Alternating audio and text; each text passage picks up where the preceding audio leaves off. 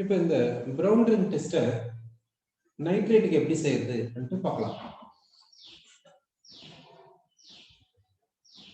என்ன செய்யலாம்னா nitrate salt, எந்த nitrate salt கொடுத்துருக்காங்களோ அந்த நைட்ரேட் சால்ட் எடுத்துக்கலாம். ஃபார் எக்ஸாம்பிள் என்ன கொடுத்துருக்கோம்னா லெட் நைட்ரேட் சால்ட் இது மாதிரி கொடுத்துக்கலாம். அந்த நைட்ரேட் எடுத்துக்கலாம். இந்த நைட்ரேட் எப்படி இருக்குன்னா ஆக்வஸ் சொல்யூஷன்ல இருக்கும்.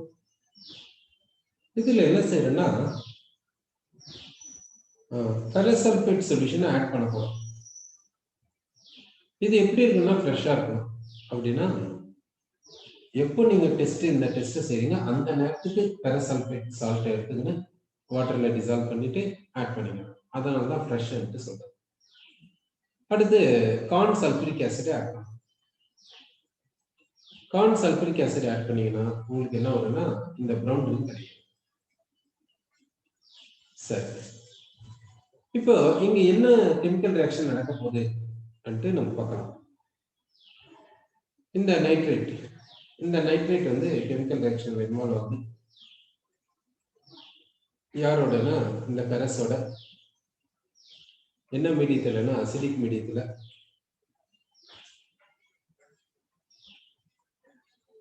இப்போ இந்த நைட்ரேட் என்னவா மாறுதுன்னா நைட்ரிக் ஆக்சைடா மாறிடுது.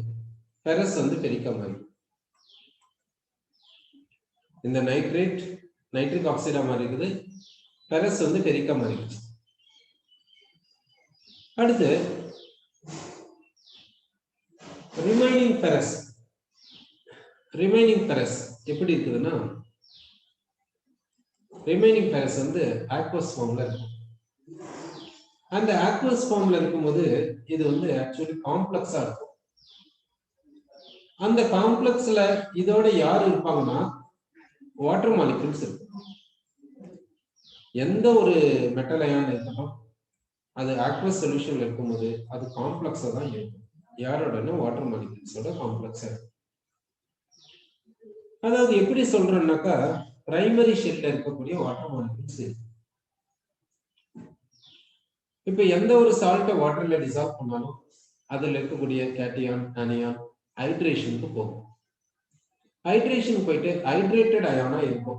அந்த ஹைட்ரேட்டட் அயான்ல பிரைமரி ஷெல் செகண்டரி ஷெல் இருக்குது. பிரைமரி ஷெல்ல இருக்கக்கூடிய வாட்டர் மாலிகூல்ஸ் அந்த மெட்டல் அயானோட டேட்டிவ் பாண்டிங்ல இருக்கும். செகண்டரி ஷெல்ல இருக்கக்கூடிய வாட்டர் மாலிகூல்ஸ் இதோட ஹைட்ரஜன் பாண்டிங்ல இருக்கும். ஸோ ஹைட்ரேட்டட் மெட்டல் அயான்னாவே அது காம்ப்ளெக்ஸ். யாரோட டேட்டிவ் பாண்டிங்னா வாட்டரோட சொல்றோம். சரி, அப்போ கொஞ்சம் ஃபெரஸ் வந்து இப்படி ஃபெரிக்கா கன்வெர்ட் ஆயிருக்குது. ரிமைனிங் ஃபெரஸ் வந்து ஆக்வஸ் சொல்யூஷன்ல இருக்குது.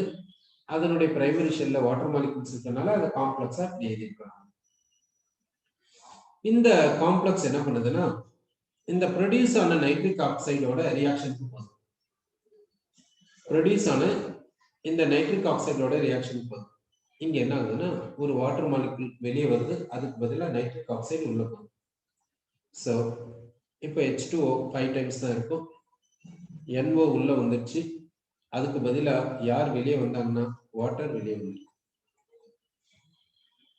இதுதான் என்னன்னு சொல்றேன்னா பிரவுன் ரிங் சொல்றோம். இந்த காம்ப்ளெக்ஸ் தான் பிரவுன் கலர்ல இருக்கும். இந்த காம்ப்ளெக்ஸ் வந்து பிரவுன் கலர்ல இருக்கும். அடுத்து இது தின் லேயரா இருக்கும். டெஸ்ட் டியூப்ல இருக்கிறதுனால, டெஸ்ட் டியூப்ல தானே நம்ம செய்ய போறோம். டெஸ்ட் டியூப் வந்து சிலிண்டரிக்கலா இருக்கிறதுனால இந்த தின் லேயர் எப்படி பார்க்கறதுக்கு இருக்குன்னா சர்க்கிளா இருக்கும். அதனால தான் ரிங் சொல்றோம். அதனால இதுக்கு பேர் வந்து பிரவுன் ரிங் பேர் வச்சிட்டோம். சரி, இப்போ டெஸ்ட் டியூப்ல இந்த டெஸ்ட் எப்படி பண்றதுன்னு நம்ம பார்க்கலாம். இப்போ டெஸ்ட் டியூப் எடுத்துக்கலாம். இது போல ஒரு டெஸ்ட் டியூப் எடுத்துக்கணும். என்ன பண்றீங்கன்னா இந்த நைட்ரேட் சால்ட் இருக்குதுல்ல, இந்த நைட்ரேட் சால்ட் இந்த ஆக்வஸ் ஃபார்ம்ல கொண்டு வந்திருக்கீங்களா, அந்த சொல்யூஷனை எடுத்துக்கலாம். அந்த சொல்யூஷனை இந்த டெஸ்ட் டியூப்ல எடுத்துக்கலாம். இப்போ இங்க என்ன எடுத்துக்கணும்னாக்கா நைட்ரேட் ஆக்வஸ் சொல்யூஷன் எடுத்தாச்சு. அடுத்து என்ன ஆட் பண்றீங்கன்னா ஃபெரசல்ஃபேட் சொல்யூஷன் ஆட் பண்றீங்க. Freshly prepared ferrous sulphate solution add பண்ணிருக்கீங்க. இப்போ இங்க என்ன ஆட் பண்ணிருக்கோம்னா freshly prepared ferrous sulphate solution add பண்ணிருக்கோம். அடுத்து டிராப்பர் டியூப் எடுத்துக்கிறோம். டிராப்பர் டியூப்ல கார்ன் சல்ஃபூரிக் ஆசிட் எடுத்துக்கின்னு கார்ன் சல்ஃபூரிக் ஆசிட் இப்போ ஆட் பண்றோம். கார்ன் சல்ஃபூரிக் ஆசிட் எப்படி இருக்குன்னு பாத்தீங்கன்னா கலர்லெஸ்ஸா இருக்கும். விஸ்கஸ் லிக்விடா இருக்கும், ஹைலி விஸ்கஸா இருக்கும். அந்த கார்ன் சல்ஃபரிக் ஆசிட் டிராப்ஸ் இப்படி ஆட் பண்றீங்க, கரெக்டா இங்க விழுற மாதிரி செய்யுங்க. அந்த டிராப்ஸ் இப்படி போட்டோம், இப்படி போனோம், எப்படி நான் காமிக்கிறேனோ அதே மாதிரி போட்டோம், இப்படி அந்த டிராப்ஸ் வரட்டும். அந்த டிராப்ஸ் இப்படி வரட்டும், இப்படி வந்து கீழே வந்துடும், இந்த பாட்டமுக்கு வந்துடும் கார்ன் சல்ஃபரிக் ஆசிட். இந்த டெஸ்ட் டியூப் எப்படி வச்சுக்கணும்னா இதே மாதிரி ஸ்லாண்டிங்காவே வச்சுக்கோங்க. கார்ன் சல்ஃபரிக் ஆசிட் ஆட் பண்ணும்போது இந்த nitrate solution, freshly prepared ferrous sulphate solution எல்லாம் ஆட் பண்ணும்போது டெஸ்ட் டியூபை ஃபர்ஸ்ட் வெர்டிகலா தான் வச்சுக்கோங்க, அதே மாதிரி வச்சுக்கோங்க. கார்ன் சல்ஃபரிக் ஆசிட் ஆட் பண்ணும்போது மட்டும் டெஸ்ட் டியூபை வந்து இது போல ஸ்லாண்டிங்கா வச்சுக்கிட்டு தான் செய்யணும். கார்ன் சல்ஃபரிக் ஆசிட் இது போல டிராப் பை டிராப்பா தான் ஆட் பண்ணணும். அந்த டிராப் எங்க வந்து விழணும்னா டெஸ்ட் டியூப்னுடைய இந்த இன்னர் வால்ல தான் விழணும், டைரக்டா சொல்யூஷன்ல விழக்கூடாது. இந்த இன்னர் வால்ல விழட்டும். அதே போல அது எப்படி கீழே போனோம்னா இந்த இன்னர் வால்லையே அப்படியே கீழே போடும், இன்னர் வால்ல டச் பண்ணிக்கினே கீழே போடும். இன்னர் வால்ல டச் பண்ணி கீழே போக போக போக போக இந்த பாட்டமுக்கு வந்துடும், இந்த சொல்யூஷன் எல்லாம் அப்படியே மேல வந்துடும். சரி, இப்போ கெமிக்கல் ரியாக்ஷன் எல்லாம் நடந்திருக்குது. இந்த இது முடிஞ்ச பின்னாடி கார்ன் சல்ஃபரிக் ஆசிட் ஆட் பண்றது முடிஞ்ச பின்னாடி டெஸ்ட் டியூப் என்ன பண்றீங்கன்னா நேரா நிறுத்தி வெர்டிகலா கொண்டு வாங்க. வெர்டிகலா கொண்டு வந்து டெஸ்ட் டியூப் ஸ்டாண்ட்ல அப்படியே வச்சிருங்க. எந்த ஒரு மெக்கானிக்கல் டிஸ்டர்பன்ஸும் கொடுக்காதீங்க இந்த டெஸ்ட் டியூப்க்கு. இந்த டெஸ்ட் டியூபை கொஞ்சம் நல்லா பார்த்துக்கோங்க, வெர்டிகலா இருக்கட்டும், டெஸ்ட் டியூப் ஸ்டாண்ட்ல இருக்கட்டும், யாரும் இதை தொடாம பார்த்துக்கோங்க. இப்போ இந்த டெஸ்ட் டியூப்ல என்னென்ன இருக்குதுன்னு நம்ம பார்க்கலாம். கீழே பார்த்தீங்கன்னா என்ன இருக்குன்னாக்கா, கீழே பார்த்தீங்கன்னாக்கா கார்ன் சல்ஃபரிக் ஆசிட் இருக்குது. மேல பார்த்தீங்கன்னா என்ன இருக்குன்னு பார்த்தீங்கன்னா நீங்க எடுத்துக்கின அந்த சொல்யூஷன் இருக்கும், nitrate solution, freshly prepared ferrous sulphate solution. Chemical reaction நடக்கும்போது என்னென்ன ப்ரொடியூஸ் ஆச்சு அதெல்லாம் இருக்கும். ஸோ இது எல்லாம் இருக்குது. அப்படின்னா ஒன்று வந்து என்னன்னா கார்ன் சல்ஃபரிக் ஆசிட் லேயர் இருக்குது. இங்க பார்த்தீங்கன்னா சொல்யூஷன். இப்போ இங்க கெமிக்கல் ரியாக்ஷன் எல்லாம் நடந்து முடிஞ்சிச்சு. நடந்து முடிஞ்ச பின்னாடி இது போல கெமிக்கல் ரியாக்ஷன் எல்லாம் நடந்துச்சு. என்ன ப்ரொடியூஸ் ஆச்சுன்னா இந்த ப்ரௌன் ரிங் ப்ரொடியூஸ் ஆச்சு. நீங்க எந்த ஒரு மெக்கானிக்கல் டிஸ்டர்பன்ஸும் கொடுக்கலன்னா நல்லா பார்த்துக்கிட்டீங்கன்னா இதெல்லாம் இந்த கார்ன் சல்ஃபரிக் ஆசிட் ஆட் பண்றதுல இருந்து ப்ராப்பரா இதுக்கு மெக்கானிக்கல் டிஸ்டர்பன்ஸ் கொடுக்காம இந்த டெஸ்ட் டியூபை பார்த்துக்கிறீங்க. அப்போ என்ன ஆகுன்னா அந்த ப்ரௌன் ரிங் ஃபார்ம் ஆச்சு பாருங்க, FeH2O 5 times NO2+, அது வந்து என்ன ஆகுன்னா இங்க வந்து அப்படியே செட்டில் ஆகும், இந்த இடத்துல அப்படியே இங்க செட்டில் ஆகும். இந்த டூ சொல்யூஷன்ஸ்க்கு இடையில ஒரு சொல்யூஷன் என்னன்னா கார்ன் சல்ஃபரிக் ஆசிட், இன்னொரு சொல்யூஷன் என்னன்னா நீங்க எடுத்துக்கிற சொல்யூஷன். இங்க எடுத்துக்கிட்டீங்களா இந்த மாதிரி சொல்யூஷன் எல்லாம், அப்புறம் கெமிக்கல் ரியாக்ஷன் போனது எல்லாமே இங்க இருக்கும். இந்த சொல்யூஷனுக்கும் இந்த சொல்யூஷனுக்கு இடையில ஒரு தின் லேயர் ஃபார்ம் ஆயிருக்குது. இந்த மாதிரி ஒரு தின் லேயர் ஃபார்ம் ஆயிருக்குது. இந்த தின் லேயருக்கு கலர் என்னன்னா பிரவுன். இந்த டெஸ்ட் டியூப் பாத்தீங்கன்னா சிலிண்டரா இருக்கறனால இந்த தின் லேயரை பார்க்கறதுக்கு எப்படி இருக்குன்னா சர்க்கிளா இருக்கும். இந்த தின் லேயரை பார்க்கறதுக்கு சர்க்கிளா இருக்கும், இது. அதனால இந்த தின் லேயருக்கு பேர் என்ன வச்சாங்கன்னா பிரவுன் ரிங்னு பேர் வச்சாங்க. சோ இந்த டெஸ்டுக்கு என்ன பேருன்னா பிரவுன் ரிங் டெஸ்ட். சோ இந்த பிரவுன் ரிங் டெஸ்ட் தான் யாரை கன்ஃபார்ம் பண்றதுக்குன்னா சால்ட்ல கொடுத்திருக்கிற சால்ட்ல நைட்ரேட் அயான் கண்டிப்பா இருக்குதுன்னு சொல்றது. கொடுத்திருக்கிற சால்ட்ல நைட்ரேட் அயான் கண்டிப்பா இருக்குதுன்னு சொன்னோம்னா இந்த பிரவுன் ரிங் டெஸ்ட் தான் செஞ்சு காமிக்கணும்.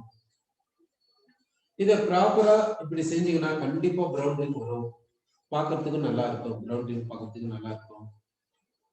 இதுக்கு சரி ஏன் இப்படி இவ்வளோ ப்ராப்பரா பார்க்கணும், மெக்கானிக்கல் டிஸ்டர்பன்ஸ் கொடுக்கக்கூடாது, ஆர்டர் இதை வந்து ஷேக் பண்ணக்கூடாது, இப்படி எல்லாம் சொல்றோமே ஏன் அன்ட்டு பாத்தீங்கன்னா இந்த பிரவுன் ரிங் என்ன ஆகுன்னா நீங்க டிஸ்டர்பன்ஸ் கொடுத்தீங்கன்னா டெஸ்ட் டியூப்ல இருக்கக்கூடிய சொல்யூஷன் எல்லாம் டிஸ்ட்ரிபியூட் ஆயிட்டு அப்படியே சொல்யூஷன் ஃபுல்லா பிரவுன் ரிங்கா தெரியும். இந்த டூ சொல்யூஷன்ஸ் இடையில உங்களுக்கு ரிங் தெரியாது, இந்த சொல்யூஷனுக்கு இந்த சொல்யூஷனுக்கு இடையில உங்களுக்கு ரிங் தெரியாது, அப்படியே கம்ப்ளீட்டா டிஸ்ட்ரிபியூட் ஆயிடும், இல்லைன்னா அப்படியே பிரிசிபிடேட்டா மாறி. ஸோ அதனாலதான் எப்போ வந்து கேர்ஃபுல்லா இருக்கணும்னா கார்ன் சல்ஃபரிக் ஆசிட் ஆட் பண்ண ஸ்டார்ட் பண்ண பாருங்க, அப்ப இருந்து நிதானமா செஞ்சீங்கன்னா பிரவுன் ரிங் வந்து இந்த டூ சொல்யூஷன்ஸ் இடையில வந்துடும், இதை பார்க்க முடியும் நம்ம சொல்றோம். சரி, இப்போ இங்க பிரவுன் ரிங் என்ன ஃபார்முலானா உங்களுக்கு இந்த ஃபார்முலா தெரியும். இப்போ உங்களுக்கு என்னன்னாக்கா இதுக்கு ஆக்சிடேஷன் நம்பர் என்ன? பிரவுன் ரிங்ல இந்த பிரவுன் ரிங்ல இந்த Fe ஆக்சிடேஷன் நம்பர் என்ன? இதுதான் கொஸ்டின். இதை நீங்க தான் சொல்லணும். இந்த பிரவுன் ரிங்ல இந்த Fe னுடைய ஆக்சிடேஷன் நம்பர் என்னன்றதை சொல்லுங்க. அடுத்து இந்த எக்ஸ்பெரிமெண்டல் அனாலிசிஸ் மூலமா இந்த பிரவுன் ரிங்குக்கு மேக்னெட்டிக் மூமெண்ட் கொண்டு வராங்க. அந்த மேக்னெட்டிக் மூமெண்ட் வேல்யூ எவ்வளவுன்னு பாத்தீங்கன்னா 5 something போர் மேக்னெட் ஆகும்.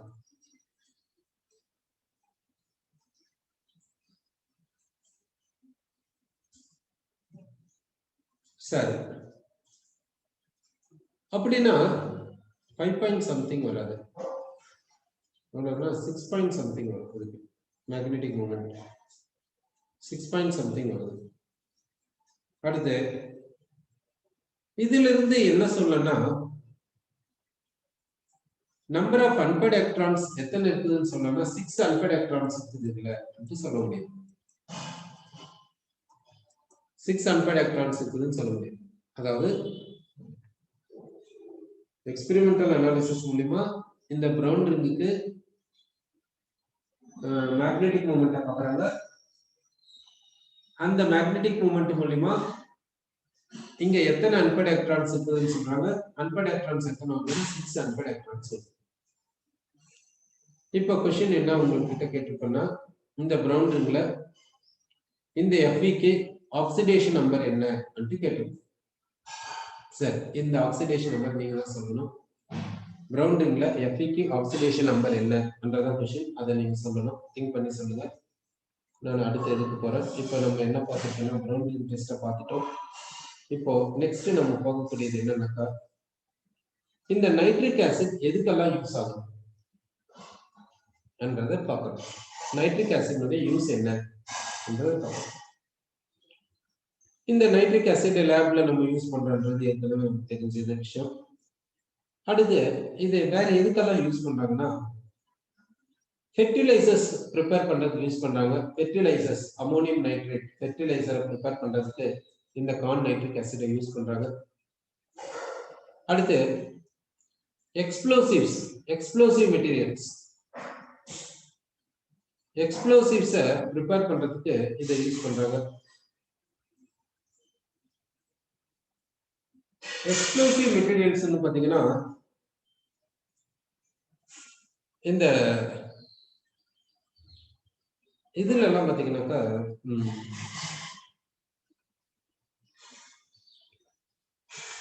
வீட்டுல எல்லாம் இந்த ஷெல்ஃப் எல்லாம் கட்டும் போது இந்த கடப்பா கல்லெல்லாம் போட்டு கட்டுவோம். அதெல்லாம் பாத்தீங்கன்னா இந்த ஆந்திரால இந்த கடப்பான்ற டிஸ்ட்ரிக்ட்ல பாத்தீங்கன்னா பெரிய பெரிய ஸ்டோன்ஸா இருக்கும், பெரிய பெரிய பாறாங்கல்லாம் இருக்கும். இந்த கடப்பா கல்ல அங்க என்ன பண்ணுவாங்கன்னா அந்த கல்லை உடைச்சி நமக்கு ஏற்ற மாதிரி சைஸுக்கு கட் பண்ணி எடுத்து யூஸ் பண்ணிக்கலாம். அந்த பாறாங்கல்ல ஃபர்ஸ்ட் உடைக்கணும். இல்லை உடைச்சு பின்னாடி தானே நமக்கு தேவையான கட் பண்ண முடியும். அப்போ அதை உடைக்கணும்னு என்ன பண்ணும், இந்த மாதிரி ஜெலாட்டின் குச்சி எல்லாம் அங்க வச்சு அதாவது எக்ஸ்ப்ளோசிவ் மெட்டீரியல் அங்க வச்சு வெடிக்க வச்சு அந்த பாறாங்கல்ல வெடிக்க வச்சு அது வெடிச்சு செதறும். அதுல இருந்து நம்ம கட் பண்ணி எடுத்துக்கணும்.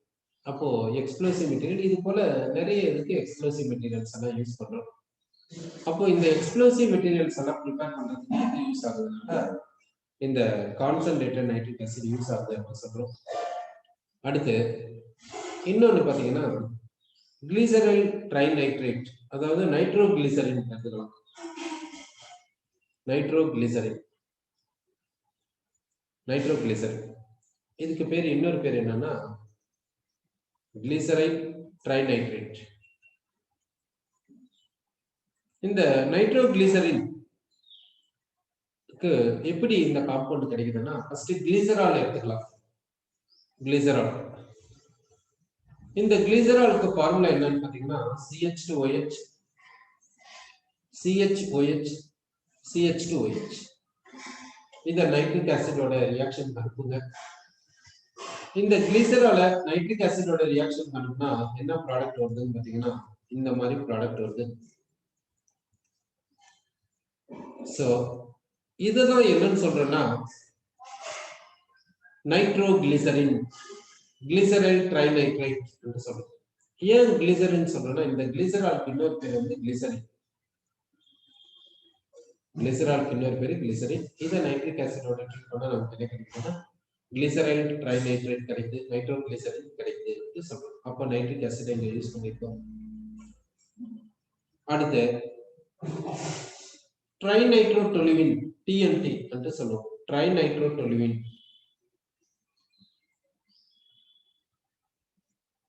ட்ரைநைட்ரோடொலுவின் ப்ரிப்பேர் பண்றதுக்கு யூஸ் ஆகுது. அப்போ இந்த நைட்ரிக் ஆசிடை எங்கெங்கெல்லாம் யூஸ் பண்றோம்னா இந்த மாதிரி ப்ரிப்பரேஷன்ஸ், இந்த மாதிரி மேனுஃபேக்சர்ஸ் இதுலலாம் யூஸ் பண்றோம். அடுத்து இந்த நைட்ரிக் ஆசிட் எங்க யூஸ் பண்றாங்கன்னா எட்சிங் ஆஃப் மெட்டல்ஸ், எட்சிங்க்கு யூஸ் பண்றாங்க. எட்சிங்னா என்ன அன்ட்டு பாத்தீங்கன்னா இப்போ மெட்டல் இருக்குது, அந்த மெட்டலுக்கு மேல ஏதாவது எழுதணும்னு வச்சுக்கோங்க, ஏதாவது ஒரு பேர் எழுதணும், என்ன பண்ணணும், மெட்டலுக்கு மேல நீங்க ஏதோ ஒண்ணு ஆட் பண்றீங்க, அதுல அந்த மெட்டல் டிசால்வ் ஆயிடும். டிசால்வ் ஆயிடுச்சுன்னா எங்க டிசால்வ் ஆகுது அந்த பார்ட் அப்படியே மார்க்கா தெரியும்ல, அவ்வளவுதான். ஸோ பென்னில் நைட்ரிக் ஆசிடை ஊற்றிக்கிட்டு கார்ன் நைட்ரிக் ஆசிடை ஊற்றிக்கிட்டு மெட்டல் மேலே இப்படி எழுதினே போனோம்னு வச்சுக்கோங்க. எங்கெல்லாம் நம்ம எழுதுறோமோ அந்த இடத்துல எல்லாம் கார்ன் நைட்ரிக் ஆசிட் மெட்டல் மேல படும். அப்போ அந்த மெட்டல் கார்ன் நைட்ரிக் ஆசிட்ல டிசால்வ் ஆயிடும், அயான்ஸா மாறிடும், டிசால்வ் ஆயிட்டு வெளியே வந்துடும். அந்த இடம் வந்து அப்படியே மார்க்கிங்கா தெரியும், பள்ளமா தானே தெரியும். அப்போ அதுதான் எட்சிங் சொல்றது. ஸோ அதுக்குன்னு கார்ன் நைட்ரிக் ஆசிட்ல ரியாக்ஷனுக்கு போகாத பென் மாதிரி ப்ரொடியூஸ் பண்ணிக்கிட்டு அதுல கார்ன் நைட்ரிக் ஆசிட போட்டு இந்த மெட்டல் மேல எழுதுவோம். ஸோ இதுதான் என்னன்னு சொல்றேன், எட்சிங் ஆஃப் மெட்டல்ஸ் சொல்றோம். அடுத்து வந்து இந்த ராக்கெட் ஃபியூயல்ஸ்ல என்ன செய்யணும்னா இந்த ஃபியூயலுக்கு ஆக்சிடைசிங் ஏஜென்ட் கொடுக்கணும். இந்த ஃபியூயலுக்கு ஆக்சிடைசிங் ஏஜென்ட் கொடுத்தீங்கன்னா இந்த ஃபியூயல் வந்து கம்பஷனுக்கு போகும். அந்த ஆக்சிடைசிங் ஏஜென்ட்டா எதை யூஸ் பண்றேன்னா ஆக்சிடைசரா எதை யூஸ் பண்றேன்னாக்கா நைட்ரிக் ஆசிடை யூஸ் பண்றாங்க. கார்ன் நைட்ரிக் ஆசிடை இங்க ஆக்சிடைசரா யூஸ் பண்றாங்க. சோ இந்த கார்ன் நைட்ரிக் ஆசிட், இந்த நைட்ரிக் ஆசிடோட யூசஸ் வந்து இது போல இருக்குதுன்னு நம்ம பார்த்துருக்கோம். இப்போ உங்ககிட்ட பிரவுன் ரிங்ல இந்த அயனுக்கு என்ன ஆக்சிடேஷன் நம்பர்னு கேட்டேன். சரி, இப்போ இந்த பிரவுன் ரிங்ல அயனுக்கு ஆக்சிடேஷன் நம்பர் என்னன்றதை நம்ம பார்க்கணும். சரி, இங்க எப்படி இந்த பிரவுன் ரிங் ஃபார்ம் ஆகுது அந்த கெமிக்கல் ரியாக்ஷன் மூலியமா இதை பார்க்கலாம். இப்போ இங்க பாத்தீங்கன்னா இந்த காம்ப்ளெக்ஸ் இந்த NO சேர்ந்துதான் இந்த பிரவுன் ரிங்கை கொடுத்துருக்குது அப்படின்ட்டு நம்ம சொல்லியிருக்கோம். இதுல பாத்தீங்கன்னா இங்க Fe இருக்குது, இங்க வாட்டர் மாலிகுல் இருக்குது. வாட்டர்ல பாத்தீங்கன்னா இந்த Feக்கு ஆக்சிடேஷன் நம்பர் என்னன்னு பாத்தீங்கன்னா +2. இந்த வாட்டர் மாலிகுல்ல ஆக்சிஜனுக்கு லோன் பேர் இருக்குது. இந்த Fe2+ என்ன பண்ணுதுன்னா வேக்கன்ட் ஆர்பிட்டால கொடுக்குது, ஆக்சிஜன் லோன் பேரை கான்ட்ரிபியூட் பண்ணுது. அப்போ இந்த வாட்டர்ல இருக்கக்கூடிய ஆக்சிஜனுக்கும் Fe2+ இடையில டேட்டிவ் பாண்ட் இருக்குது. அதான் இங்க இருக்கக்கூடியது. இதுதான் காம்ப்ளெக்ஸ். காம்ப்ளெக்ஸ்ல இத வந்து சென்ட்ரல் மெட்டல்னு சொல்லுவோம். இந்த சரௌண்டிங் ஸ்பீசிஸ் இருக்குதுல்ல, இதுக்கும் இடையில டேட்டிவ் பாண்ட் இருக்கும். இதை லைகாண்ட் என்று சொல்லுவோம். இங்க ரெண்டு பேருக்கு இடையில டேட்டிவ் பாண்ட் இருக்கும். இந்த டேட்டிவ் பாண்ட்ல ஜெனரலா இது இந்த சென்ட்ரல் மெட்டல் வேக்கன்ட் ஆர்பிட்டால தான் கான்ட்ரிபியூட் பண்ணும். இந்த லைகாண்ட்ல இருக்கக்கூடிய இந்த ஆட்டம் லோன் பேரை கான்ட்ரிபியூட் பண்ணுது. ஜெனரலா இதுதான் நடக்கும். சரி, அப்படின்னா இந்த Feக்கும் இந்த வாட்டர்ல இருக்கக்கூடிய ஆக்சிஜனுக்கும் இடையில டேட்டிவ் பாண்ட் இருக்குது என்று தெரியுது. இப்போ இந்த நைட்ரிக் ஆக்சைடு வருது. இப்போ இந்த நைட்ரிக் ஆக்சைடு என்ன பண்ணுதுன்னு பார்க்கலாம். இந்த நைட்ரிக் ஆக்சைடுல நைட்ரஜனுடைய வேலன்சி ஷெல்ல 5 எலக்ட்ரான்ஸ் இருக்கும். அந்த 5 எலக்ட்ரான்ஸ் 5 டாட்ஸா வச்சிருப்போம். இந்த 2 எலக்ட்ரான்ஸ் ஆக்சிஜனோட இப்படி டபுள் பாண்ட் ஃபார்ம் பண்ணிருக்குது. இந்த நைட்ரஜன் கிட்ட இந்த எலக்ட்ரான் அப்படியே லோன் எலக்ட்ரானா இருக்குது. இது வந்து லோன் பேரா இருக்குது. இப்போ இந்த நைட்ரஜன் என்ன பண்ணுதுன்னா இந்த லோன் பேரை இந்த Fe2+ கான்ட்ரிபியூட் பண்ணுது. அப்போ இந்த டேட்டிவ் பாண்ட் அப்படியே ஆக்சிஜன் பக்கம் போயிடுது, வாட்டர் வெளியே போயிடுது. இப்ப இங்க என்னாச்சுன்னா வாட்டர் வெளியே போயிடுச்சு, நைட்ரிக் ஆக்சைடு உள்ள வந்துச்சு. இங்க இருக்கக்கூடிய 6 வாட்டர் மாலிகூல்ஸ்ல ஒரு வாட்டர் மாலிகூல் வெளியே போயிருக்குது, அதுக்கு பதிலா ஒரு NO வந்திருக்கு. இதுதான் பிரவுன். இப்போ இந்த பிரவுன் ரிங்க்கு ஃபார்முலா என்னன்னா FeH2O 5 times NO. Net charge வந்து பாத்தீங்கன்னா 2+. இப்போ என்ன क्वेश्चनனா இந்த Fe க்கு ஆக்சிடேஷன் நம்பர் என்ன? Fe க்கு ஆக்சிடேஷன் நம்பர் என்ன வரும்னு கேள்வி கேட்டிருக்கேன். நீங்க பதில் சொல்லல. சரி. இப்போ இந்த Fe க்கு என்ன ஆக்சிடேஷன் நம்பர் இருக்கலாம் என்று நம்ம யூகிக்கலாம். இதை யூகிக்கிறதுக்கு ஃபர்ஸ்ட் வாட்டர் எடுத்துக்கலாம், இந்த NO எடுத்துக்கலாம். இந்த வாட்டர் பாத்தீங்கன்னா இதுக்கு நெட் சார்ஜ் என்ன இருக்குன்னு நினைக்கிறீங்க? வாட்டருக்கு நெட் சார்ஜ் என்ன இருக்குன்னு பாத்தீங்கன்னா 0. ஏன்னா வாட்டர் வந்து நம்ம கேட்டியான் எடுத்து சொல்றது இல்ல, ஆனியான் எடுத்து சொல்றது இல்ல, இத மாலிகுல் எடுத்து தான் சொல்றோம். அப்படின்னா இது வந்து நியூட்ரல் ஸ்பீசிஸ். சரி, அப்படின்னா இதுக்கு நெட் சார்ஜ் வந்து 0. இதுக்கு நெட் சார்ஜ் 0 எத்தனை டைம்ஸ் இருந்தாலும் நெட் சார்ஜ் 0 தான். அடுத்து நைட்ரிக் ஆக்சைடு இங்க பார்த்திருக்கோம். நைட்ரிக் ஆக்சைடுக்கு நியூட்ரல் ஆக்சைடு எடுத்து சொல்லியிருக்கோம். இது ஆசிடோ பேஸோ கிடையாது. நைட்ரிக் ஆக்சைடு நம்ம என்னன்னு சொன்னோம்னா ஆக்சைட்ஸ் ஆஃப் நைட்ரஜன்ல நியூட்ரல் ஆக்சைடு என்று சொன்னோம். அப்படின்னா இது ஆசிடோட கெமிக்கல் ரியாக்ஷனுக்கு போகாது, பேஸோட கெமிக்கல் ரியாக்ஷனுக்கு போகாது. இதை வாட்டர்ல டிசால்வ் பண்ணா இது ஜஸ்ட் டிசால்வ்டு ஃபார்ம்ல இருக்கும். இது ஆக்சி ஆசிடா மாறுறதோ இல்ல ஹைட்ராக்சைடா மாறுறதோ அது மாதிரி செய்யாது. நம்ம சொல்றோம். இந்த ஈக்குவேஷன்ல பாருங்க, இந்த நைட்ரிக் ஆக்சைடு என்ன பண்ணிருக்குது, லோன் பேர இந்த Fe2+ கான்ட்ரிபியூட் பண்ணி இந்த நைட்ரஜனுக்கும் இந்த Feக்கும் இடையில டேட்டிவ் பாண்ட் ப்ரொடியூஸ் பண்ணிருக்கு. அப்படின்னா இந்த இடத்துல இந்த NO என்னன்னு சொன்னோம்னா லூயிஸ் பேஸ்ன்னு சொல்லலாம், இந்த Fe2+ லூயிஸ் ஆசிட்னு சொல்லலாம். இந்த காம்ப்ளெக்ஸ்ல டேட்டிவ் பாண்ட் ப்ரொடியூஸ் ஆயிருக்குதுன்னு சொல்லலாம். அப்படின்னா இங்க நடந்தது என்னன்னா Lewis acid Lewis base reaction நடந்திருக்கிறதுக்கு நம்ம சொல்லலாம். சரி, அப்போ இங்க என்ன ரியாக்ஷன் நடந்திருக்குன்னா Lewis acid Lewis base reaction நடந்திருக்கு என்று நமக்கு தெரியும். சரி, இப்போ நமக்கு தேவை என்னன்னா இந்த Fe க்கு ஆக்சிடேஷன் நம்பர் என்னன்றதுதான் நமக்கு தேவை. இப்போ H2O வந்து நியூட்ரல் ஐகான் சொல்லியிருக்கோம். இப்போ இந்த NO எப்படி இருக்கும்? இங்க பாத்தீங்கன்னா இந்த இடத்துல இது நியூட்ரல் தான், இல்லைன்னு சொல்ல வரல. இதுக்கு நெட் சார்ஜ் 0 தான். இங்க எப்படி இருக்கும்ன்றது பார்க்கலாம். சரி, இங்க நியூட்ரல் என்றதுனால இதை நியூட்ரல்னு சப்போஸ் எடுத்துக்கலாம். கரெக்டா இல்லையான்றத வேற செக் பண்ணணும். கடைசியில் எடுத்துக்கினா இதுக்கு என்ன வரும்னா சார்ஜ் இந்த +2. அப்போ Feக்கு வந்து +2. இப்போ Fe பத்தி நமக்கு தெரியும். Fe நம்ம எங்கெங்க பார்த்திருக்கோம்னு பாத்தீங்கன்னா Feக்கு வந்து அட்டாமிக் நம்பர் 26. இதுக்கு எலக்ட்ரானிக் கான்ஃபிகரேஷன் என்னன்னா ஆர்கான் 36 4s2. அப்போ Fe2+ எடுத்துக்கினா என்ன பண்ணனா 4s ல இருந்து 2 எலக்ட்ரான்ஸ் ரிமூவ் பண்ணிடுங்க. 4s ல இருந்து 2 எலக்ட்ரான்ஸ் ரிமூவ் பண்ணிட்டீங்கன்னா உங்களுக்கு Fe2+ கிடைக்கும். அப்போ Fe2+ என்ன கான்ஃபிகரேஷன்னா 36 4s0.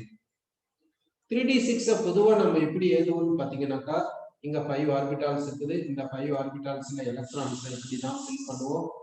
இப்போ பாத்தீங்கன்னா இங்க 4 அன்பேர்ட் எலக்ட்ரான்ஸ் தான் இருக்கு.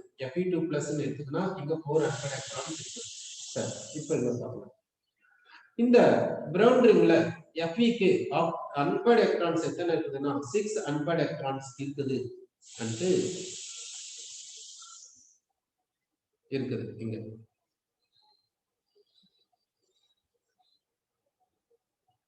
அப்போ இந்த இடத்துல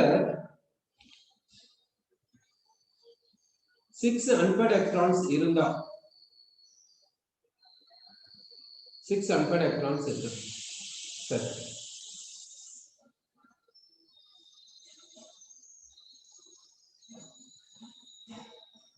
அப்போ இதன் பிரகாரம் நமக்கு வரல. இங்க என்ன வருதுன்னா 4 அன்பேர்ட் எலக்ட்ரான்ஸ் தான் இங்க நமக்கு வருது. சரி, அப்போ இந்த Fe2+ இருக்காது என்ற இது நமக்கு தெரியுது. அப்போ வேற என்ன பாசிபிலிட்டி வரும் என்றதை இப்போ நம்ம பார்க்கணும். சரி, இப்போ Fe2+ வரலன்றது தெரியுது. அது மட்டும் இல்லாம இங்க ஒரு மேக்னெட்டிக் மூமெண்ட் பார்த்தீங்கன்னா 6 வர்றதில்லை. மேக்னெட்டிக் மூமெண்ட் 6 கிடையாது. அன்பேர்ட் எலக்ட்ரான்ஸும் 6 கிடையாது. இதை நான் பார்த்து சொல்றேன், எவ்வளவு பார்த்து சொல்றேன். சரி, இப்போ இதனுடைய ஆக்சிடேஷன் நம்பர் பார்த்தீங்கன்னா எக்ஸ்பெரிமெண்டல் அப்சர்வேஷன் மூலியமா என்ன சொல்றாங்கன்னா +2 கிடையாது என்று சொல்றாங்க. +2 ஆக்சிடேஷன் நம்பர்ல இது வரல.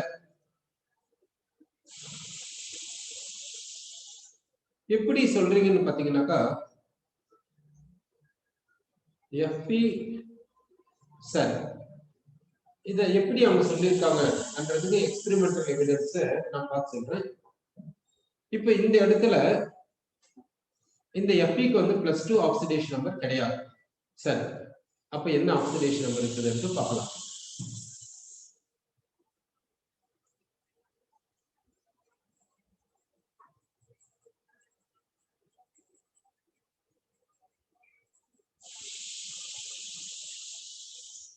இப்ப இங்க என்ன நடக்குதுன்னா இந்த பிரவுன் ரிங்ல Fe2+ என்ன பண்ணுச்சுன்னா இந்த நைட்ரிக் ஆக்சைடோட டேட்டிவ் பாண்டிங்க்கு போயிடுச்சு. இது கிட்ட ஒரு லோன் எலக்ட்ரான் இருக்குது. லோன் எலக்ட்ரான் இருக்குது. இப்ப என்ன நடக்குதுன்னு பாத்தீங்கன்னா இந்த லோன் எலக்ட்ரான் இந்த Fe2+ கிட்ட போயிடும். அப்படின்னா இங்க சார்ஜ் டிரான்ஸ்பர் நடக்குது. சார்ஜ் டிரான்ஸ்பர் நடக்குது. இங்க இருந்து ஒரு எலக்ட்ரான் இங்கிக்கு போயிடுச்சு. சோ இப்ப என்ன ஆகுதுன்னாக்கா இதனால என்ன நடந்துச்சுன்னு பாத்தீங்கன்னா இந்த Feனுடைய +2 ஆக்சிடேஷன் நம்பர் +1 மாறிக்குது. இது ஒரு எலக்ட்ரானை லூஸ் பண்ணதுனால இதுக்கு நெட் சார்ஜ் என்ன கிடைக்குதுன்னா +1 கிடைக்குது. அப்போ இந்த பிரவுன் ரிங் ஃபார்முலால இந்த பிரவுன் ரிங் எப்படி எழுதணும்? பிரவுன் ரிங்குக்கு ஃபார்முலா எப்படி எழுதிருக்கோம்? இதுல இந்த Feக்கு ஆக்சிடேஷன் நம்பர் என்னன்னா +1, இந்த NOக்கு நெட் சார்ஜ் என்னன்னா +1. இந்த பிரவுன் ரிங். அப்போ பிரவுன் ரிங்ல Feக்கு ஆக்சிடேஷன் நம்பர் என்னன்னு கேட்டா +1ன்னு சொல்லுவோம். எக்ஸ்பெரிமெண்டா இதெல்லாம் ப்ரூவ் பண்ணிருக்காங்க. அப்போ பிரவுன் ரிங்ல Feக்கு ஆக்சிடேஷன் நம்பர் +1, NO வந்து இப்ப நெட் சார்ஜ் 0 கிடையாது. நெட் சார்ஜ் என்ன இருக்குதுன்னா +1 இருக்கு. நம்ம என்ன எடுத்துக்கணும்னா Fe2+ தானே எடுத்தோம். இந்த Fe2+ எப்படி Fe+1 மாறிச்சு? இந்த Fe2+ எப்படி Fe+1 மாறிச்சுன்னா due to nitric oxide. இங்க என்ன நடந்துச்சுன்னா இதுல இருக்கக்கூடிய ஒரு லோன் எலக்ட்ரான் இங்கிக்கு போயிருக்கு. இத வந்து என்னன்னு சொல்லுவாங்கன்னா சார்ஜ் வந்து டிரான்ஸ்பர் ஆகுது என்று சொல்லுவாங்க. இந்த மாதிரி எஃபெக்ட் என்னன்னு சொல்லுவாங்கன்னா சார்ஜ் டிரான்ஸ்பர் பினோமினான் என்று சொல்லுவாங்க. அப்போ இந்த சார்ஜ் டிரான்ஸ்பர் பினோமினானால இங்க இருந்து ஒரு லோன் எலக்ட்ரான் இங்கிக்கு போகுது. அதனால Feனுடைய ஆக்சிடேஷன் நம்பர் என்னன்னா +1. இந்த நைட்ரிக் ஆக்சைடுடைய நெட் சார்ஜ் எவ்வளவுன்னா +1. ஓகே, இப்போ நம்ம என்ன கன்க்ளூஷன் பண்ணோம்னா பிரவுன் ரிங்ல Feக்கு ஆக்சிடேஷன் நம்பர் +1 என்ற கன்க்ளூஷனை நம்ம இங்க சொல்றோம். இப்போ இங்க கன்க்ளூஷன் என்னன்னா நல்லா கவனம் வச்சுக்கோங்க. பிரவுன் ரிங்ல Feக்கு ஆக்சிடேஷன் நம்பர் என்னன்னா +1, +2 கிடையாது. அந்த கன்க்ளூஷனை இங்க சொல்லிருக்கோம். சரி, அடுத்து நம்ம பார்க்கக்கூடியது என்னன்னா இப்போ நைட்ரஜனை பத்தி கம்ப்ளீட் பண்ணிருக்கோம். அடுத்து எலிமெண்ட், இந்த 5th குரூப்ல நம்ம எடுக்கக்கூடிய அடுத்த எலிமெண்ட் என்னன்னா பாஸ்பரஸ். இப்போ இந்த பாஸ்பரஸ் எடுத்துக்கலாம். இந்த பாஸ்பரஸ் பாத்தீங்கன்னா எங்கெங்கெல்லாம் இருக்கும் என்று பார்க்கிறோம். இப்ப என்ன எடுத்துக்கலாம்னா போன்ஸ் எடுத்துக்கலாம். போன்ஸ பாத்தீங்கன்னாக்கா இருட்டுல கூட அது கண்ணுக்கு தெரியும். பொதுவாகவே போன்ஸ் வந்து இருட்டுல கூட கண்ணுக்கு தெரியும். பொதுவா இப்போ இருட்டா இருக்குதுன்னா நமக்கு ஒண்ணுமே தெரியாது. ஏன்னா லைட் இருந்தா தான் நம்மளால பார்க்க முடியும், செய்ய முடியும். இப்ப இருட்டா இருக்குதுன்னா நம்மளால ஒண்ணுமே பார்க்க முடியாது. அந்த மாதிரி நேரத்துல போன்ஸ் வந்து நம்ம கண்ணுக்கு தெரியும். ஏன் போன்ஸ் வந்து நம்ம கண்ணுக்கு தெரியுது? எதனால பாத்தீங்கன்னா அந்த போன்ஸ்ல வந்து என்ன இருக்குதுன்னா ஒயிட் பாஸ்பரஸ் இருக்குது. அந்த ஒயிட் பாஸ்பரஸ்க்கு இக்னிஷன் டெம்பரேச்சர் வந்து ரூம் டெம்பரேச்சர் தான். அப்போ போன்ஸ்ல இருக்கக்கூடிய ஒயிட் பாஸ்பரஸ் ரூம் டெம்பரேச்சர்லயே அட்மாஸ்பியரிக் ஏரோட கம்பஷனுக்கு போகும். கம்பஷனுக்கு போறதுனால அது எரியுதுன்னு சொல்றோம். எரிஞ்சா லைட் வருமா? லைட் வரும், அப்ப வெளிச்சம் கிடைக்குது, அப்ப அது தெரியுது. அவ்வளவு. இந்த பினோமினானுக்கு பேர் என்னன்னா கெமிலுமினசன்ஸ் என்று பேர் சொல்றோம். இந்த பினோமினானுக்கு என்ன பேர் சொல்றோம்னா கெமிலுமினசன்ஸ்.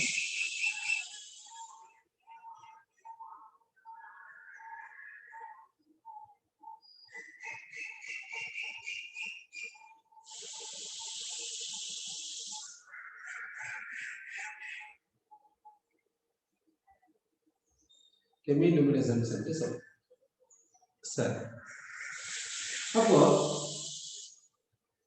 இந்த போன்ஸ்ல இருக்கக்கூடிய ஒயிட் பாஸ்பரஸ் கெமிலுமினசன்ஸ் போனதுனால நமக்கு அது எப்படி தெரியுதுன்னா அது நம்ம கண்ணுக்கு தெரியுது. இருட்டுல கூட நம்ம கண்ணுக்கு தெரியுது.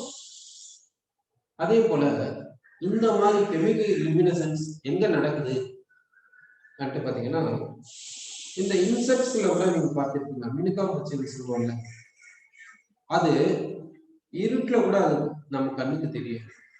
ஏன்னா அதனுடைய பேக் சைட்ல பாத்தீங்கன்னா லைட் எரிஞ்சு எரியும். லைட் எரிஞ்சு ஆஃப் ஆகும். ஏன்னா கெமிலுமினசன்ஸ்னால. சரி, அப்போ கெமிலுமினசன்ஸ்னால என்ன ஆகுதுன்னா கெமிக்கல் ரியாக்ஷன் நடக்குது. அந்த கெமிக்கல் ரியாக்ஷனால என்ன ஆகுதுன்னா லைட் எனர்ஜி கிடைக்குது அப்படின்னு நம்ம சொல்றோம். இப்போ ஒயிட் பாஸ்பரஸும் அட்மாஸ்பியரிக் ஏரோட கம்பஷன் போது அது ஒரு கெமிக்கல் ரியாக்ஷன். ஸோ கெமிக்கல் ரியாக்ஷனால நமக்கு லைட் எனர்ஜி கிடைக்குது. அந்த ப்ராசஸ் நம்ம என்னன்னு சொல்றோம்னா கெமிலுமினசன்ஸ் சொல்றோம். இங்க என்ன பாஸ்பரஸ் இருக்குதுன்னா ஒயிட் பாஸ்பரஸ் இருக்குது நம்ம சொல்றோம். இங்க இருக்கக்கூடிய பாஸ்பரஸ் பேர் என்னன்னா ஒயிட் பாஸ்பரஸ் நம்ம சொல்றோம். அடுத்து இந்த மேட்ச் பாக்ஸஸ் எடுத்துக்கலாம். இந்த மேட்ச் பாக்ஸஸ்ல மேட்ச் ஸ்டிக்ஸ் எடுத்துக்கலாம். அப்புறமா மேட்ச் பாக்ஸ்ல அந்த தேய்க்கக்கூடிய இடம் இருக்குல்ல, மேட்ச் பாக்ஸ்ல சைட்ல ஒட்டிருக்கோம்ல, அதை எடுத்துக்கலாம். இப்போ அதுலயும் பாஸ்பரஸ் யூஸ் பண்றோம். அந்த பாஸ்பரஸ்னால தான் அது எரியுது. அங்க யூஸ் பண்ணக்கூடிய பாஸ்பரஸ்க்கு பேர் என்ன சொல்றேன்னா ரெட் பாஸ்பரஸ் என்று சொல்றோம். ஏன் அங்க ஏன் ஒயிட் பாஸ்பரஸ் யூஸ் பண்ணல? ஒயிட் பாஸ்பரஸ் ரூம் டெம்பரேச்சர்ல வச்சுக்க முடியாதுல்ல. ஒயிட் பாஸ்பரஸ் ரூம் டெம்பரேச்சர்ல வச்சு அதுவே கம்பஷன் போயிடும். நம்ம எடுத்து கொடுக்க வேண்டிய அவசியமே கிடையாது. அதனால ஒயிட் பாஸ்பரஸ் யூஸ் பண்ண முடியாது. அங்க யூஸ் பண்றது வந்து ரெட் பாஸ்பரஸ் எடுத்து. இது போல வேற என்ன பாஸ்பரஸ் இருக்குதுன்னா பாஸ்பரஸ், பிளாக் பாஸ்பரஸ் இருக்குது. இப்படி எல்லாம் இருக்கு. இது எல்லாம் என்னன்னு சொல்றேன்னா இந்த white phosphorus, red phosphorus, black phosphorus இது எல்லாத்தையும் என்னன்னு சொல்றேன்னா அலோட்ரோப்ஸ் என்று சொல்றோம். அலோட்ரோப்ஸ் என்று சொல்றோம். அலோட்ரோப்ஸ் ஆஃப் பாஸ்பரஸ் என்று சொல்றோம். இப்போ அலோட்ரோப்ஸ்னா அதனுடைய கெமிக்கல் ப்ராப்பர்ட்டி எப்படி இருக்குன்னா சேமா இருக்கும். பிசிக்கல் ப்ராப்பர்ட்டி எப்படி இருக்குன்னா டிஃப்ரெண்டா இருக்கும் அலோட்ரோப்ஸ் சொல்லுவோம். சரி, அப்படின்னா இப்போ இந்த அலோட்ரோப்ஸ் எல்லாம் இங்க கொடுத்துருக்கோம். இதுக்கு பிசிக்கல் ப்ராப்பர்ட்டிஸ் எப்படி டிஃப்ரெண்டா இருக்குது? ஜெனரலா நம்ம என்ன சொல்லுவோம், அலோட்ரோப்ஸ்னா கெமிக்கல் ப்ராப்பர்ட்டிஸ் சேமா இருக்கும்னு சொல்லுவோம்ல. இங்க சேமா இருக்குதா இல்லையா என்றதையும் நம்ம செக் பண்ணிக்கலாம். சரி, ஃபர்ஸ்ட் இதனுடைய ப்ராப்பர்ட்டிஸை பார்த்துக்கலாம். இந்த ஒயிட் பாஸ்பரஸ் பார்த்தீங்கன்னா இதனுடைய ஸ்மெல் எப்படி இருக்குன்னா, வெள்ளை பூண்டு இருக்கிறதுல பூண்டுனுடைய ஸ்மெல் எப்படி இருக்குமோ, கார்லிக்னுடைய ஸ்மெல் எப்படி இருக்குமோ அது மாதிரி இருக்கும். கார்லிக் ஓடர் சொல்றோம். இந்த ரெட் பாஸ்பரஸ்னுடைய ஸ்மெல் எப்படி இருக்குன்னா, இதுக்கு ஸ்மெல்லே இருக்காது. இதுக்கு வந்து ஓடர்லெஸ் நம்ம சொல்றோம். இதுக்கு வந்து ஸ்மெல் கிடையாது சொல்றோம். அடுத்து இந்த ஒயிட் பாஸ்பரஸை கையில ஹேண்டில் பண்ணக்கூடாது, ஏன்னா இது வந்து பாய்சனஸ். ஆனா ரெட் பாஸ்பரஸ் வந்து நான் பாய்சனஸா இருக்குது. இது நான் பாய்சனஸா இருக்கிறதுனால தான் மேட்ச் பாக்ஸ்ல யூஸ் பண்ண முடியுது. சரி, அது மட்டும் இல்லாம இக்னிஷன் டெம்பரேச்சரும் பிளே பண்ணது. சரி, அடுத்து வந்து இந்த ஒயிட் பாஸ்பரஸ் பாத்தீங்கன்னா வாட்டர்ல டிசால்வ் ஆகாது. அதே மாதிரி இந்த ரெட் பாஸ்பரஸ் வாட்டர்ல டிசால்வ் ஆகாது. நீங்க எத்தனையோ டைம்ல வந்து தவறுதலா மேட்ச் பாக்ஸ் வாட்டர்ல போட்டுருக்கலாம், இல்ல மலையில நினைய விட்டுருக்கலாம். அந்த மலையில நினைவு விட்டும் போது கூட பார்த்துட்டு அதை ஓபன் பண்ணி கூட பார்த்துக்கலாம், இல்ல அதை ஓபன் ஆயிட்டு வெளியே சிதறி இருக்கும் போதும் பார்த்துருப்பீங்க. அந்த மேட்ச் ஸ்டிக்கினுடைய அந்த எட்டுல இருக்கக்கூடிய அந்த பிளாக்கா இருக்கக்கூடிய அந்த எக்ஸ்ப்ளோசிவ் சப்ஸ்டன்ஸ் அப்படியே தான் இருக்கும். வாட்டர்ல போட்டா கூட அது டிசால்வ் ஆயிருக்காது. ஏன்னா இந்த ரெட் பாஸ்பரஸ் என்னன்னு சொல்றோம்னா வாட்டர்ல இன்சாலுபிள் நம்ம சொல்றோம். சரி, ஒயிட் பாஸ்பரஸும் வாட்டர்ல இன்சாலுபிளா இருக்குது, ரெட் பாஸ்பரஸும் வாட்டர்ல இன்சாலுபிளா தான் இருக்குது. அடுத்து கார்பன் டைசல்பைட் என்ற சால்வெண்ட் எடுத்துக்கலாம். கார்பன் டைசல்பைடுக்கு என்ன ஃபார்முலான்னு பாத்தீங்கன்னா CS2. இந்த கார்பன் டைசல்பைட் சால்வெண்ட்ல இந்த ஒயிட் பாஸ்பரஸ் டிசால்வ் ஆகுது. இந்த ஒயிட் பாஸ்பரஸ் கார்பன் டைசல்பைட் சால்வெண்ட்ல டிசால்வ் ஆகுது. இந்த ரெட் பாஸ்பரஸ் கார்பன் டைசல்பைட்ல இன்சாலுபிளா இருக்குது. பாருங்க, இது கார்பன் டைசல்பைட்ல இன்சாலுபிளா இருக்குது, ஆனா இது சாலுபிளா இருக்கு. எப்படி டிஃபரன்ஸ் இருக்குதா? பிசிக்கல் ப்ராப்பர்ட்டிஸ்ல டிஃபரன்ஸ் இருக்குதுன்னு நம்ம சொல்லியிருக்கோம். அடுத்து இந்த ஒயிட் பாஸ்பரஸை நைட்ல கூட நம்ம பார்க்கலாம், அதாவது இருட்டுல கூட இந்த ஒயிட் பாஸ்பரஸை பார்க்க முடியுது. ஏன் இருட்டுல கூட இதை பார்க்க முடியுதுன்னா இதனுடைய இக்னிஷன் டெம்பரேச்சர் ரூம் டெம்பரேச்சர், அதனால இது கெமிக்கல் ரியாக்ஷன் போகுது, அட்மாஸ்பியரிக் ஏரோட கெமிக்கல் ரியாக்ஷன் போகுது. கெமிக்கல் ரியாக்ஷன் போயிட்டு என்ன கொடுக்குதுன்னா பாஸ்பரஸ் ட்ரைஆக்சைடு இல்ல பாஸ்பரஸ் பென்டாக்சைடு கொடுக்குது. இந்த பாஸ்பரஸ் ட்ரைஆக்சைடும் பாஸ்பரஸ் பென்டாக்சைடும் டைமரிக் ஃபார்ம்ல தான் நம்ம எழுதணும். ஏன்றதையும் கொஞ்ச நேரம் போட்டு பார்க்க போறோம். அப்போ இந்த ட்ரைஆக்சைடு வேணும்னா இது லிமிட்டடா இருந்துச்சுன்னா ட்ரைஆக்சைடு கிடைக்கும், இது எக்ஸஸா இருந்துச்சுன்னா பென்டாக்சைடு கிடைக்கும், அவ்வளவுதான். அப்போ ஒயிட் பாஸ்பரஸ் கெமிலுமினசன்ஸை காமிக்குது அட்மாஸ்பியரிக் ஏரோட ரூம் டெம்பரேச்சர்ல, ஆனா ரெட் பாஸ்பரஸ் அது போல காமிக்கிறது இல்லை. இப்ப பாத்தீங்களா கெமிக்கல் ப்ராப்பர்ட்டிஸ் டிஃபரன்ஸ்ல வந்துச்சு. அலோட்ரோப்ஸ்னா என்ன சொல்லுவோம்? கெமிக்கல் ப்ராப்பர்ட்டிஸ் சேம் தானே சொல்லுவோம். இது கெமிக்கல் ரியாக்ஷன் போயிருக்குது, ஆனா இது போகணும். அதுக்காக கெமிக்கல் ப்ராப்பர்ட்டிஸ் டிஃபரன்ஸ் சொல்லிட முடியாது. ஏன்னா இதனுடைய இக்னிஷன் டெம்பரேச்சருக்கு இதை கொண்டு வாங்க, இதுவும் கெமிக்கல் ரியாக்ஷனுக்கு இது மாதிரி போகும். ஏன்னா இது ரெண்டுத்துக்கு இக்னிஷன் டெம்பரேச்சர் டிஃபரெண்ட். பிசிக்கல் ப்ராப்பர்ட்டிஸ்ல தான் டிஃபரன்ஸ் இருக்குது, கெமிக்கல் ப்ராப்பர்ட்டிஸ்ல இப்ப கூட டிஃபரன்ஸ் இல்லை. இதுக்கான இக்னிஷன் டெம்பரேச்சர் கொடுங்க. இந்த ரெட் பாஸ்பரஸும் ஆக்சிஜனோட சேர்ந்து P4O6 P4O10 கொடுக்கும். அப்போ அலோட்ரோப்ஸ்னா கெமிக்கல் ப்ராப்பர்ட்டி சேமா தான் இருக்குது, பிசிக்கல் ப்ராப்பர்ட்டிஸ் தான் டிஃபரன்ஸா இருக்குதுன்னு தெரியுது. சரி, ஓகே. அடுத்த கெமிக்கல் ப்ராப்பர்ட்டிஸ் கிட்ட போலாம். இப்போ இந்த ஒயிட் பாஸ்பரஸ் சோடியம் ஹைட்ராக்சைடு சொல்யூஷனோட ட்ரீட் பண்ணும்போது நமக்கு என்ன கிடைக்குதுன்னு பார்க்கலாம். ஒயிட் பாஸ்பரஸ் எடுத்து இதில் என்ன பண்றீங்கன்னா சோடியம் ஹைட்ராக்சைடு சொல்யூஷனை போடுங்க. அடுத்து ஹீட் பண்ணுங்க. என்ன கிடைக்குதுன்னா